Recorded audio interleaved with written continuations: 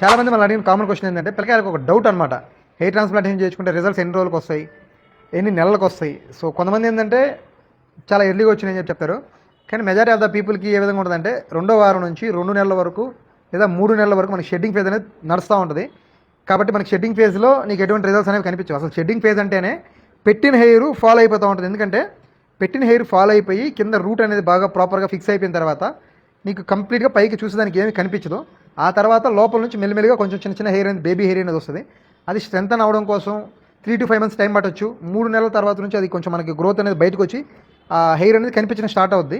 So ఆ తర్వాత మనం తీసుకునే ప్రాపర్ ఫుడ్ ఏదైతే ఉందో దాంతోపాటు మనం కనుక ప్రాపర్గా ఈ GFCC PRP లాంటివి కనుక తీసుకుంటే మనకి హెయిర్ అనేది చాలా మంచిగా గ్రోత్ అవుద్ది. సో అదవే మందలే 3 నెలల వరకు మనం ఎటువంటి రిజల్ట్స్ అనేవి ఎక్స్పెక్ట్ చేయకూడదు.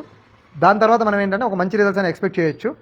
మేజర్గా 6 months to 1 year మధ్యలో మీరు చాలా డ్రాస్టిక్ చేంజెస్ అయితే చూస్తారు. థ్యాంక్ యూ ఫర్ వాచింగ్ అవ్యా. వీడియో నచ్చితే ఒక లైక్ చేయి. నీ ఫ్రెండ్స్ అండ్ ఫ్యామిలీ సర్కిల్లో ఎవరైనా కనుక హెయిర్ రిలేటెడ్ ఇష్యూస్ ఫేస్ చేస్తుంటే వాళ్ళకి ఇప్పుడే మన నెల్లూరు పెద్దారెడ్డి ఛానల్ షేర్ చేయి. బాయ్.